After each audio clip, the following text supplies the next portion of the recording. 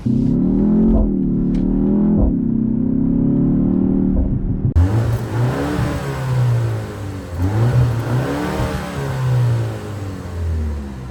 welcome back to Allcarnews, and today you join me here with BMW's latest small, hot SUV, the 2024 BMW X2. This is now the second generation of the X2, and it's back stronger, bolder, and more tech-filled than ever before. This 2024 BMW X2 surely makes a statement with its X6 and X4 inspired design language, and this really much more aggressive M35 model here we have today with a bold front fascia, a sportback style rear end now, and a cabin to die for. So does this 2024 second generation BMW X2 stand out within the broad spectrum of vehicles in the BMW lineup, as well as the popular subcompact SUV class? Well, we're gonna find that out in today's video with some glowing grills. Let's go dive in. So what's going on under the hood of this second generation BMW X2 M35i? Well, actually, not that much is different. Now, surprisingly, we still have the 2-liter turbocharged 4-cylinder B48 engine under the hood here, though the power numbers are a little bit flipped around.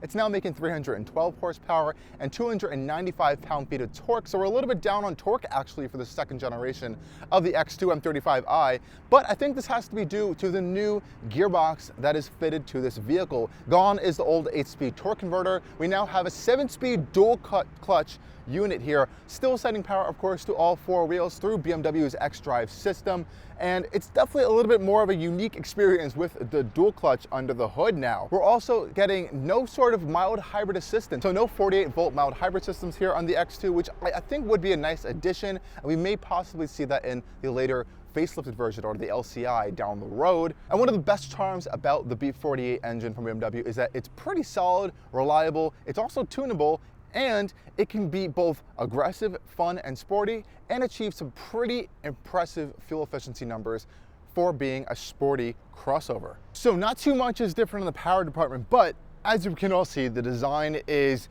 significantly changed. Up front here, we have this really unique new fascia, a very bold new fascia for the 2024 X2. Up front here, in the M35 trim, this is of course the M Sport fascia, and with all this shadow line trim around it, you can really see the defined grille shape. The grills themselves are much larger than before than the previous X2. We now have an M badge right up here in the grille for this particular M35 model, and of course you cannot miss the BMW iconic glow of the kidney grills around here. And it may be a little controversial to say, but I actually quite like this. Now seeing BMWs without it in this generation, it seems a little bit unusual. It really does make a strong stand-up appearance for this vehicle. Now you can see here how this trim kind of blends into this lower grille area here, which is open, of course. There's a lot of flaps over here that can open to improve airflow when it is needed. And of course, we can't miss these gigantic new headlights up here, which feature the new BMW turn indicators that now blink at you, almost like how Mazda's been doing now. So we have these new kind of LED accent lights on the side. Of course, we have main LED projector or beams behind these lights over here. It's a really nice dynamic shape. It may not be the old halos of before, but I think it is a still cool, unique design that almost accents or echoes the design of the grille. Over here to the side of the X2, we have some more fun goodies. These are pretty special wheels. These are 21-inch wheels, BMW individual spec wheels here. It's a hefty option, of course, on this X2 M35i, and I have to say, they look gorgeous. They're a little bit dirty here. This has been a press vehicle. It was just at a press day, so it's been driven hard by a lot of automotive journalists, but I have it for a week now, so I'm able to kind of experience them a little bit more in person. And I have to say, they're really good wheels in the sense that even over harsh bumps, bigger wheels tend to let a lot more kind of bumps and stuff into the cabin. This does a good job at coordinating with the suspension to kind of counteract that. You can kind of hear some louder frequencies reverberating through the wheels if you go over some bumps, if you have the windows down actually, which I noticed. But I'm nitpicking here. These are really gorgeous looking wheels, and I think the smaller wheel option for the X2 M35i is still a wonderful choice. It looks fantastic as well, and this one's particularly hiding red M Sport brake calipers and brakes behind these wheels as well, so you can have additional and stronger stopping power. And I believe these braking system is actually carried over from the previous generation X2 M35i, but nonetheless, it's still pretty fantastic. Another new feature for the 2024 model year here is these side mirrors. Gloss black, of course, you have a camera in them, and of course a blinker repeater. But as you may notice, they are the full M mirrors with this kind of extended winglet here. This is something BMW is now doing on even their M Light models, such as this one, to kind of really bring them in within the M branding. But Some people say that it shouldn't have this because it's not a full M model. I say it still looks fantastic. It has a lot of M goodies with it, so I'm gonna let it pass, but let me know what you guys think about it. Now, the rear and side profile designs of the X2 is actually a really big departure from the previous generation, as the other one was more of a smaller, sportier hatchback style version of the X1. This time around, it's more of a X4-ified version of the X1. We now have a more coupe-like, SUV coupe-like rear design with the sloping, very sharp sloping rear roofline, really strong rear side haunches here, though this seat pillar over here is still very reminiscent of that previous generation X2, which I quite like. We also have these new taillight design in the back of the X2, which are interesting to say the least. They kind of stray from everything in BMW's lineup. We kind of have a little bit of this mimicking of that LED daytime running light on the front end and the back with this unique shape of the taillight. It's unique to the X2 as well. No other BMW really has this. We also have a nice black spoiler here mounted to the top of the trunk area, which is quite nice, has nice sculpting to it. We also have a really aggressive lower bumper area here, of course painted all gloss black. We have a sort of faux diffuser style situation going on here, and for the first time ever on an M35 model, we have quad exhaust tips, and they're not for show, they're real quad exhaust tips. And there's a flap in there, of course, to kind of adjust the sound on different driving levels.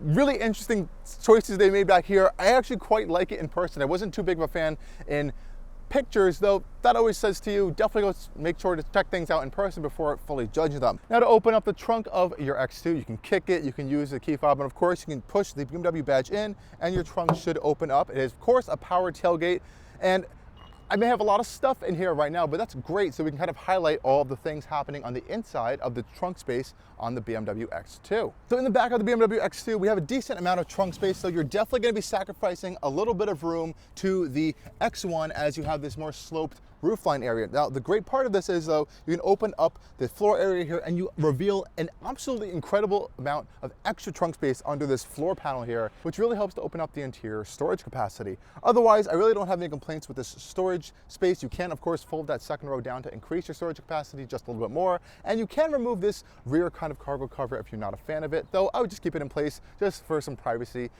and security. Okay, guys, let's go hop in the interior of the X2 now. Hopping in the rear door handles, you can see that we have these new style slim door handles on the X2 now. This is, of course, to help improve efficiency.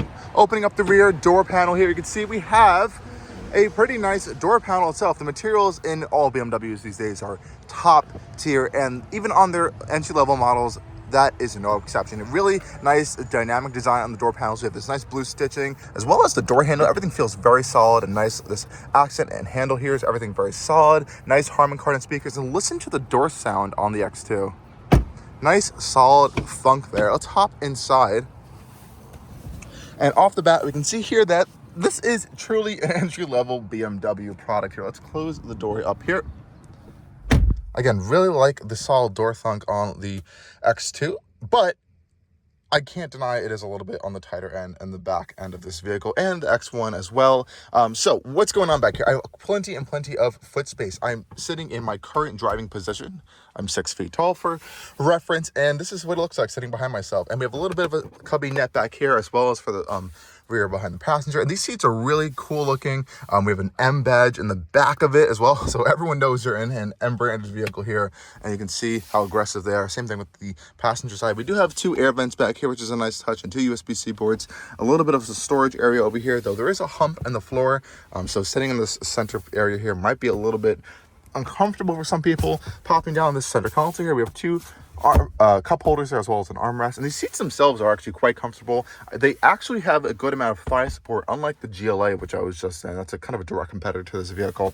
The seats themselves are very nice. It's BMW's Veganza material. It's vegan leather, as well as this vegan kind of Alcantara style Sensatex material in the center. Really nice with this stitching in here, and it feels very well supported, very comfortable back here, I have to say. And again, really lovely design for the door handles. And even though we have a sloping rear roof line, they have actually cut out spaces here for your heads, so I actually have no issues with headroom back here whatsoever. So I thought this was going to be an issue versus the X1. No problem at all. But we do have this really gorgeous and large panoramic glass roof that cannot open. So this is a fixed panoramic glass roof here. Unfortunately, it's gorgeous, but I do wish we did have the ability to open it. I think that kind of defeats a little bit of this purpose in an SUV some of these days.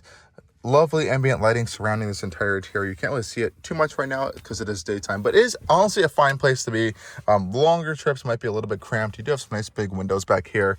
Otherwise, not really that bad. But let's go talk about this new front end here, because this is definitely a huge improvement over the previous generation X2.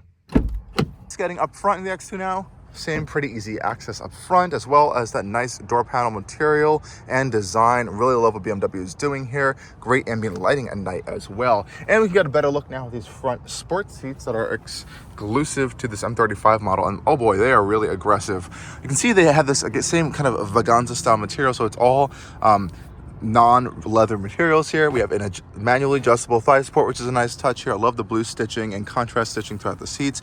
Check out these little M badges as well in here, as well as this really cool pattern in this top portion here. There's kind of like this red and blue pattern behind the perforation of this material, which is a really nice touch. These M badges do also glow, so really cool stuff they're doing on these interiors. I think it really fits into this fun, playful message they wanted to do on these M35 models. Well, let's hop inside now.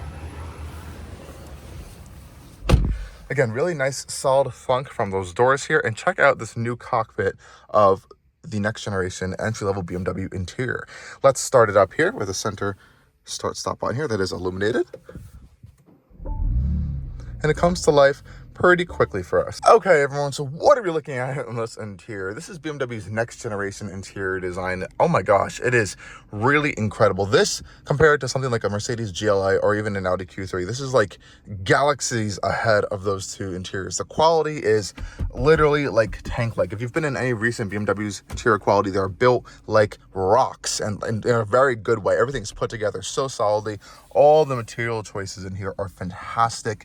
Everything is just really, really well built, and this is no exception in this particular interior. So again, huge kudos to BMW. And once you start looking at all the details, you can see the incredibly nice materials in here. We're going to start off with those materials. On the door panels here, we have that nice blue stitching that continues over into the dash all the way around. We have this really nice kind of micro suede style inserts on the dash, and check out this aluminum trim on this dash panel here. It has this kind of red, gray, and gradient of this pattern on here, which is a really cool touch, and it continues across the entire dash. And this is truly real aluminum. It gets so hot in the sun. I actually almost burned my hand kind of trying to touch it the other day, but it looks really, really gorgeous. You can see the ambient lighting is integrated in it, as well as accenting this new Idrive 9 screen here. And up front, you can see this all new steering wheel design, really chunky steering wheel here. It's really fitting with the M branding of these steering wheels. We also have these really nice paddle shifters that extend across the steering wheel here. This kind of hollow portion here. We have a boost paddle on this one, on the downshift paddle, so we can hold this for an additional little bit of boost from the engine, which is a nice touch. We also have our controls for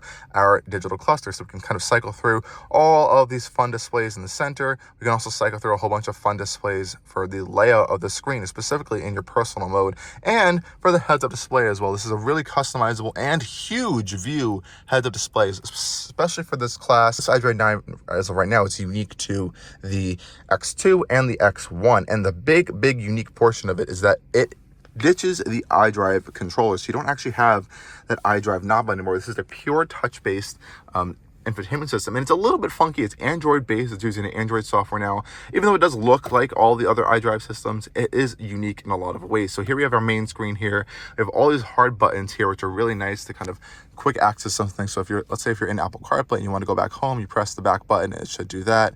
We have a navigation button, will bring you to Apple CarPlay if you're using that. Or you can also just use the BMW systems as well and quickly switch between Apple CarPlay and the BMW system. You have these nice cards now, which we saw on Idrive 8.5. So this is a lot of similar stuff here, but there are some unique touches to the Idrive 9 system. And we have our adaptive climate control system here, all built into this screen. So everything's really built in here. And our app drawer is just a little bit different of a layout versus the Idrive 8.5 and 9 systems, as well as the drive settings. So if you go over to drive settings, and let's say you go to driver assistance, you get this really unique card style layout here to kind of display all of your safety and warning systems. And honestly, I think this is a really great feature, because I think there's a lot of confusing systems in these new vehicles, and this kind of visualizes a lot of it for the customer, which is going to be really helpful in the long term to learning this information. You really do have to log into your BMW ID to kind of access all of the features. A lot of things are actually hidden behind it, like even adding these shortcuts.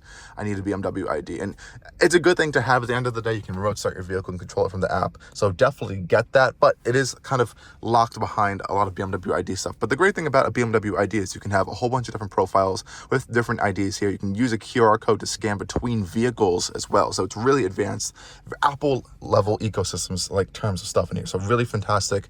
This floating center console area over here is really cool, and I thought it was going to feel cheap or flimsy, but just like everything else in this area, it's built like a tank, and there's this cool kind of supporting arm on the other side, so you have a lot of access for the driver over here for all the storage space, 2 USB-C ports, 2 cup holders over here, and the passenger side does have this arm here kind of blocking this little portion here, but they still have access to all of this other space here. We have a small little center storage area cubby here. Only opens one way, but we do have a glove box as well.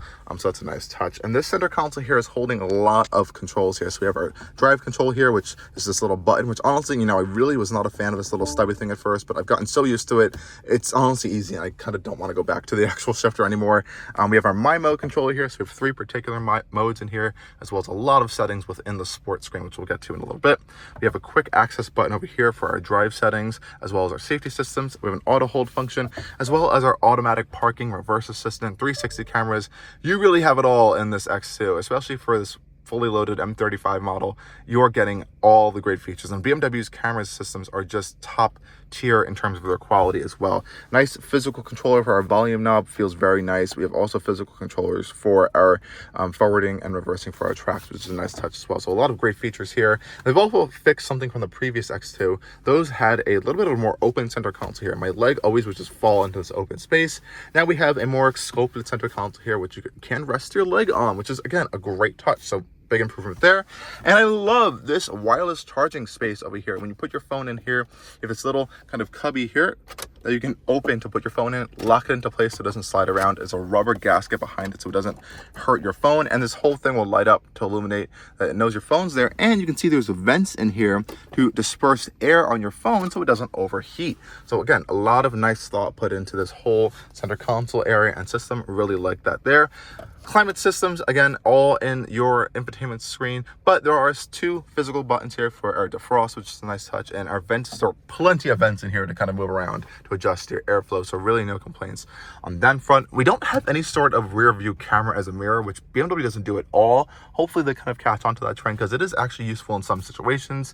We also have a illuminated sun visor, as well as an interior camera if you want to take some selfies as well, or monitoring your interior while you're not in the vehicle. And since this sunroof does not open, it just has a sunshade you can close it up with if you don't want the sun blaring on you in the heat. So a nice touch there. And I love their digital vehicle architecture here. So if I press this button right here, it brings me up to this page where I can control every single light on the interior through the screen, not necessarily through the touch buttons for the lights controls over here. So that's a really nice touch.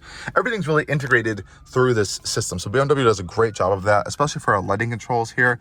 Press this, it brings me to the whole screen with our lighting controls. But we do have a button here to turn our brights and our auto on, and we still have physical stalks to do all that fun stuff as well. So overview of this interior, I really like it. You know, I love BMW interiors, and they're really just getting better and better with integrating all these screens, kind of finding a good blend with buttons as well as touch. You know, it's kind of annoying not to have the Idrive controller, but all other BMWs will still be getting it. This is just a unique case as of right now, but we'll see where they go in terms of the future. But now let's go take this thing on the drive.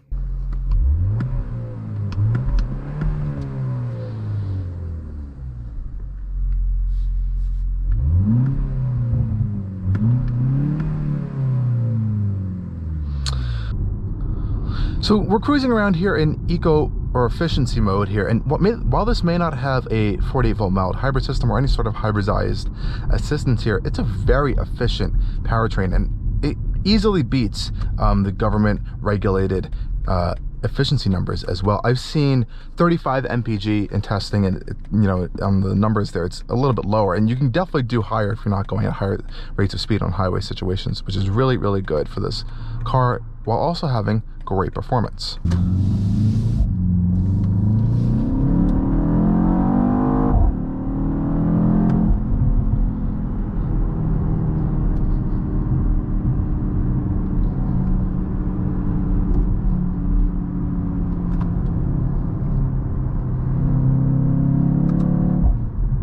So all these pops and bangs you're hearing right now, believe it or not, are largely through the speakers.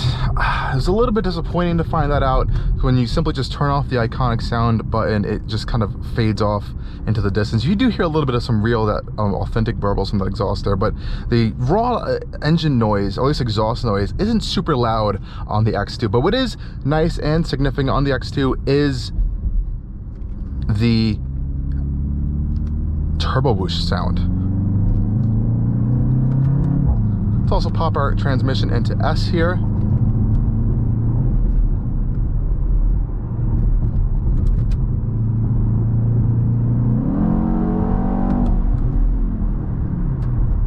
Here's what it sounds with boost mode on.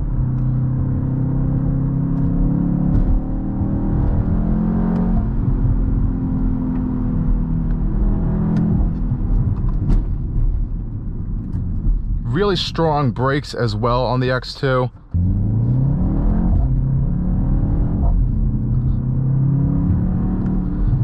So like I said, a lot of that sound you're hearing on this video is actually pumped in from the iconic sounds. Thankfully, there's a button here that brings you to your drive settings, and you can quickly turn it off like that. So now all that fake engine noise is gone. So what does it sound like without that fake engine noise? I'm gonna put the transmission back in sport to get the most aggressive nature of the X2 I can. So now you can hear how much quieter it is in this interior, right? I'm gonna go through the gears.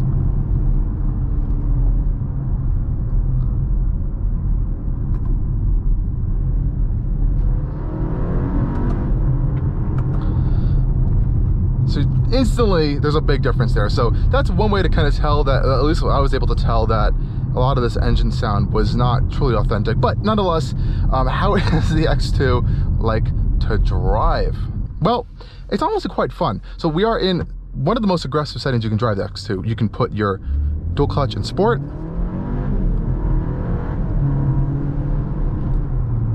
Dual clutch in sport, we have our traction off, DSC off, not fully off, and our powertrain in Sport Plus.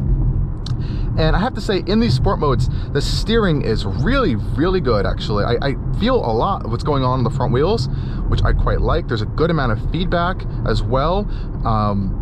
All is pretty good here. You know, the engine's responsiveness and power is quite good once you're really in that power band. So anything really over 2,000 RPM, under, I think I would say 5,000, you're really going to be feeling that power kick in, and the torque kicks in really strong. And you have that limited 10-second boost mode as well, if you do want to have a little bit of extra boost to power. I think just over spins the turbos just a little bit. And this dual clutch shifts flawlessly and quickly and very aggressively when you are really on it and in the fun modes. Around town, you know, sometimes you could have that little bit of that dual clutch jerkiness. Sometimes the shifts are so seamless I barely even feel them. And then the amazing thing with the X2 is how quickly you can just change and transform the nature of this vehicle. Pop it right back into personal mode and you're back to just cruising around long. And I think this is a great feature about the X2 is it blends the worlds of technology and that M performance space. So you have all the M performance lineup now. We have these M35 cars, the M40 cars, and then the full M cars, and there's M Competition, CS, CSL, all that fun stuff. All those full M cars are in their own space. Then you have like the 40 series with the B58, the inline 6 turbo. Those are still on that rear-wheel drive platform. They got the inline 6, they got that classic formula. They have a lot of power, they're pretty quick, but they're still comfortable and luxurious. This M35 space, I think, was struggling a little bit to kind of find a name for itself, but I think they've really got it now for the 2024 model year in terms of being a technology and design first in aiding a lot of the driving experiences, kind of driving a lot of that driving experience here. So it's a little bit of a different formula here. It's not for everyone, but it's definitely something we're seeing kind of growing a little bit more, and it's more apparent now with this 2024 X2 M35. But there is some understeer you can feel in the X2 M35 every now and then. It's nothing too aggressive, nothing too crazy, but you do kind of feel the transverse front-wheel drive platform roots that this vehicle is built upon, that UKL architecture, which is not a bad thing. It's still very fun, very peppy, you know, very direct and light, but direct steering here, which is really cool, especially in the sport modes. In these comfort modes and the efficiency mode, it gets a little bit too light and too devoid of any kind of feel for me personally. Though, which is leading me to driving in sport mode quite a bit. Power is pretty good. You know, 0 to 60 times you're going to see around the 4.8 to 5-ish second range. Like I said, again, it is heavier than the previous really sharp brakes there. And I like how the powertrain reacts to hard braking. It downshifts for you. It kind of goes into this more aggressive mode here that I really wasn't expecting it to do, which is quite nice.